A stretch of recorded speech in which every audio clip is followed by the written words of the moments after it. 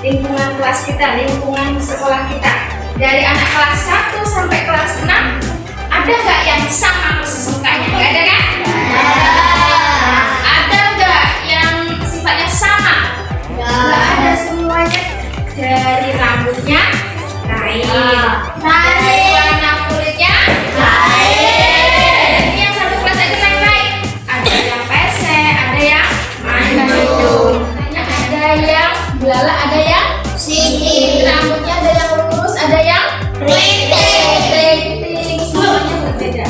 Nah, beda-beda itu tidak menjadikan kita untuk saling membenci. Justru kalau kita itu berbeda-beda, kita harus saling menghargai, mengenal dia kita tahu jadi permusuhan pertengkaran. Makanya sangat penting kita memiliki sikap saling menghargai. Bahkan menghargai itu juga dijelaskan dalam Al-Quran.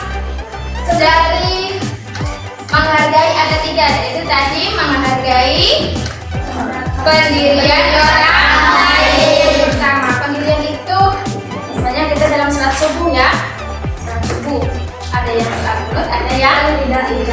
Pendirian semuanya boleh, semuanya sah.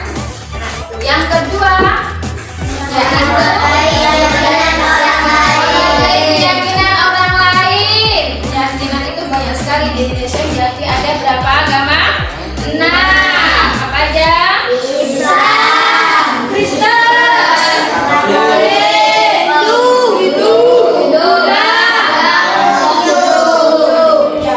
Rizky, di Makarti, di tempat kamu dulu itu ada berapa di rumah kamu, di samping rumah kamu, di lingkungannya? 2. Apa? Islam sama apa yang ada di sana? Islam sama Kristen. Nah, kalau di tempat ibu itu ada 3, ada 4. Ada Kristen, ada Islam, ada Hindu, ada Buddha. Itu orang Bali biasanya bisa pakai mesin itu. Nah, di situ ada. Nah, di samping lingkungan ibu itu banyak sekali pura. Puranya orang Hindu, ada juga yang beragama Buddha. Nah, itu di samping di lingkungan ibu ada 4 macam. Mungkin di lingkungannya Halimah ada berapa? Ada 2 atau mungkin lingkungan Halimah ada Islam sama Hindu. Nah, anak-anak, di dalam Al-Quran dijelaskan dalam surah Al-Kafirun itu tentang menghargai. Ya, kita boleh menghargai keyakinan orang lain, tetapi tidak boleh mencampur adukan keyakinan kita. Ya, dalam surah Al-Kafirun ayat terakhir yaitu lakum dinukum waliyadin. Untukmu agamamu dan untukku agamaku. Bagaimana caranya? Bagaimana caranya kita itu menghargai keyakinan orang lain? Yang pertama, kita membiarkan orang lain atau teman kita itu beribadah sesuai agamanya. Nggak boleh kita paksakan dia itu harus yakin dengan agama Islam. Iya, nggak boleh memaksa. Sama juga, dia juga nggak boleh memaksa. Sama, kita juga nggak boleh ikut dengan agamanya. Contohnya Enggal ini temannya Kristen misalnya. Nah, setiap hari Minggu teman Enggal yang Kristen ini beribadah ke gereja. Nggak boleh juga Enggal ini ikut sama dia ke gereja ataupun memaksa dia.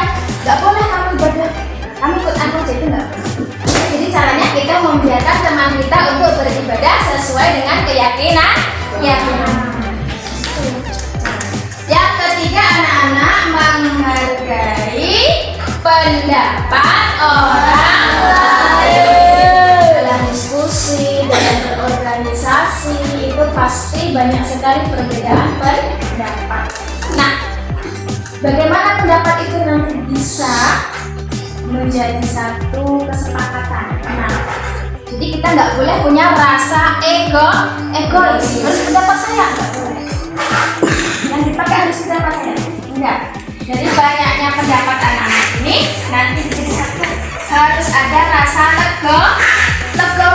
Harus menerima pendapat yang lain, diambil mana pendapat yang paling baik.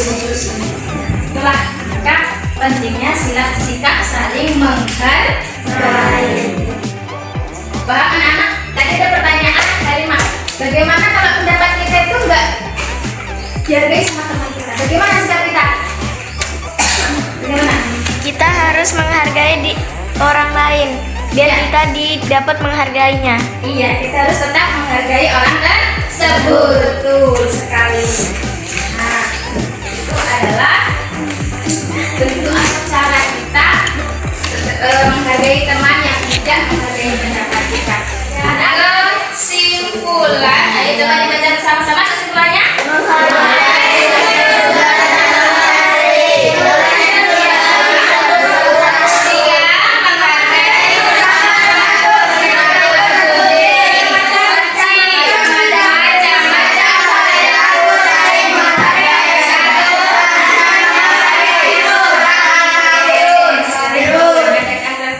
Bahkan tanyakan Aisyah, toleransi itu iya, toleransi sama dengan menghargai. Nah, menghargai dalam Islam disebut apa? Tasawuf. Yang ketiga, Marisa, sebutkan macam-macam sikap saling menghargai. Ada berapa? Berapa aja? Hargai diri Ayat Al-Quran yang menjelaskan tentang sikap saling menghargai terdapat dalam surah apa? Surah Al-Kafirun. Surah Al-Kafirun. Itu adalah kesimpulan pada pembelajaran kita pada hari